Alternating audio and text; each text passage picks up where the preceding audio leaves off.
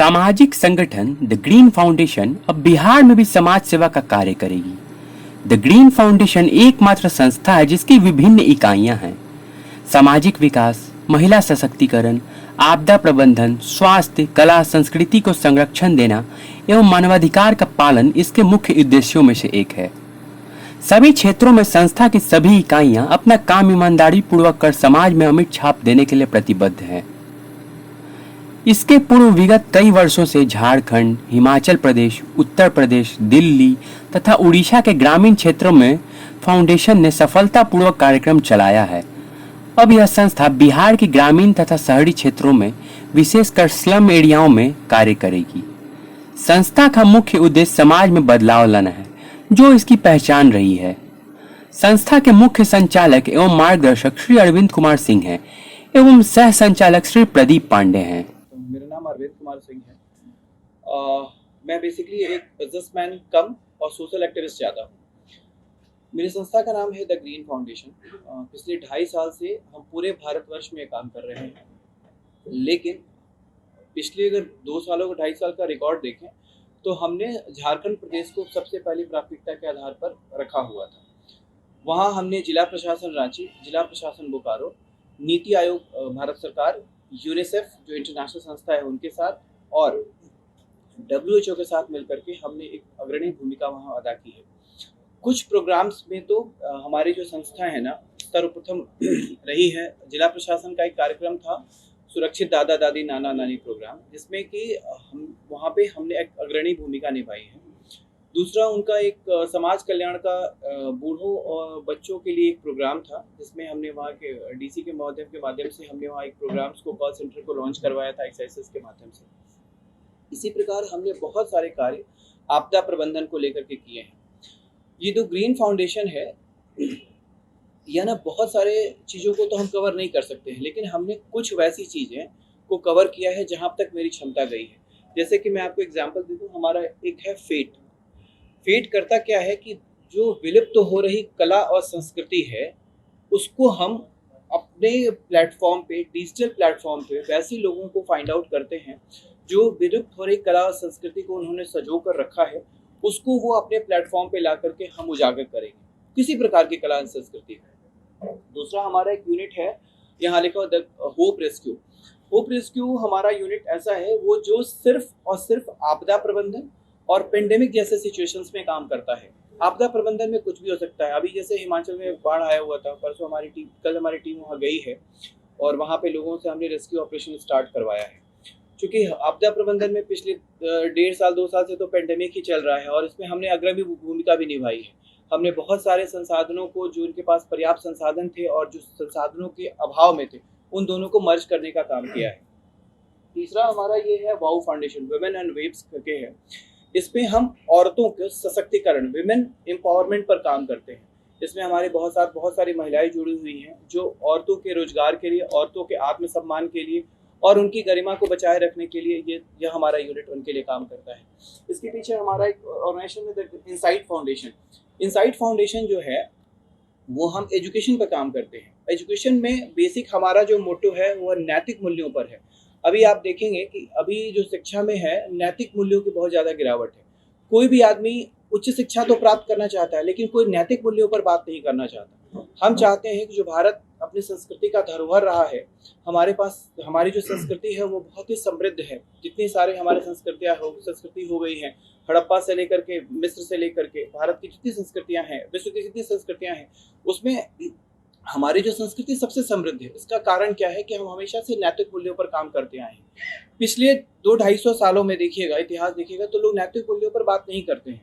हम सिर्फ व्यवसायिक मूल्यों पर बात करते हैं। शिक्षा भी व्यवसायीकरण हो चुका है। इसी संदर्भ में हमारी जो संस्था है ना, नैतिक मूल्यों को आगे करने के लिए हमने एक छोटी सी पहल की है। तीसरा हमारा छठे संस्था है स्टर्न फर्म फाउंडेशन। इसमें ना ये हमारा यूनिट ह्यूमन राइट्स पर काम करता है। ह्यूमन राइट्स पर, जैसे कि जो भी हमारा मनुष्य के संसाधनों के विकास में जो भी अवरोध पैदा होता है, इस पर हम काम करते हैं। इसी के तत्वाधान में हमने एक पॉस्को एक्ट, आपने नाम सुना होगा, जम्मू कश्मीर में पिछली बार जो स्टार्ट हुआ था उसमें अमेंडमेंट हुआ था। इसी पर हम हाई कोर्ट में एक PIL भी फाइल करने जा रहे हैं, जिसके लिए हमारे मित्र हैं, हमारे सहयोगी हैं। इसी पार्टनर, ये इलाहाबाद हाई कोर्ट में से संबंध है और बनारस में ये सिविल कोर्ट में प्रैक्टिशनर भी हैं। ये फाइट कर रहे हैं, पीआईएल कर रहे हैं इलाहाबाद हाई कोर्ट में हमारे स्टैंड फर्म फाउंडेशन के तत्वाधान में, जो पॉस्को से लेकर के पीआईएल करेगा। अब बताओ झारखंड को ही क्यों चुना?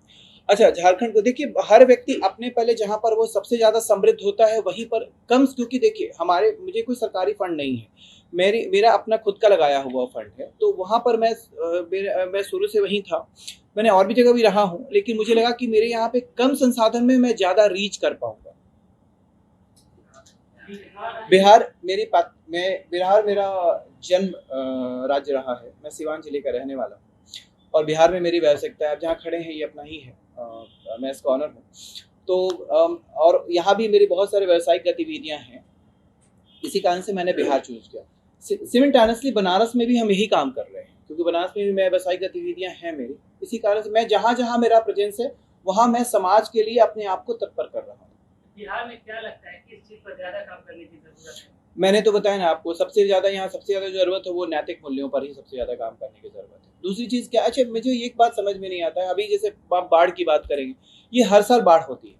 अभी तक पिछले जितने आप इस बात को सोचते सोचते हम लोग का उसी से ये पीढ़ी भी गुजर जाएगी, पिछले जा रहे कितनी पीढ़ियां गुजरी हैं, लेकिन अभी तक कोई ठोस कदम नहीं उठाया गया। मैं सिर्फ सरकार से अपने कुछ सुझाव हमारे पास हैं, जो आने वाले समय में सरकार को हम सुझाव देंगे कि हाँ, आने वाले कुछ समय में हम बाढ़ के प्रभावित कैसे लोगों को कैसे वहाँ रोजगारोन्मुख बना सकते हैं, लोगों को कैसे समृद्ध कर सकते हैं। क्योंकि बाढ़ को तो नहीं रोका जा सकता है, लेकिन बाढ़ से होने वाले नुकसान को तो रोका जा सकता है।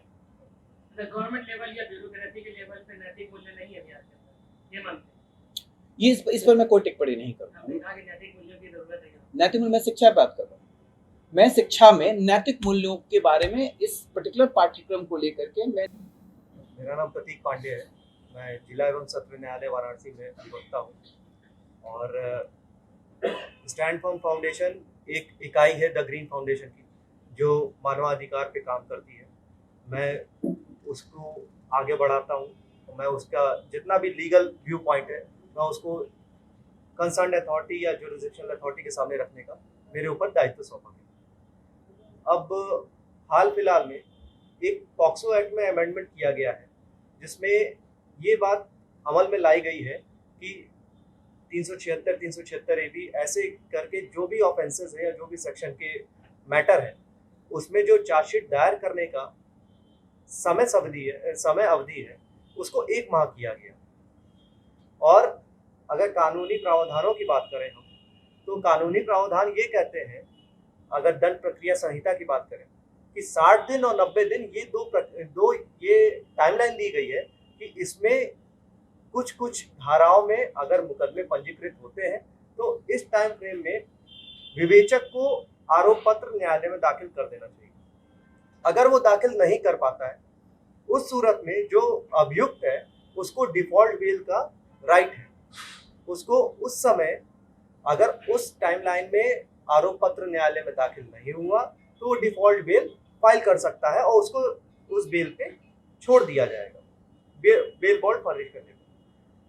न्यायालय में 1 महीने के लिए पॉक्सो एक्ट में अमेंडमेंट किया गया, लेकिन डिफॉल्ट बेल के प्रोविजन को अमेंड नहीं किया गया। इस पे हम जनहित याचिका एक फाइल कर रहे हैं कि आप इलीगल डिटेंशन में किसी को कैसे रख सकते हैं। इस बात को हम अपनी जनहित याचिका के थ्रू माननीय उच्च न्यायालय इलाहाबाद के सामने रखने जा रहे हैं और उम्मीद है कि न्यायालय हमारी बात को सुन के उसका संज्ञान लेंगे और इस पे कार्रवाई को आगे करेंगे।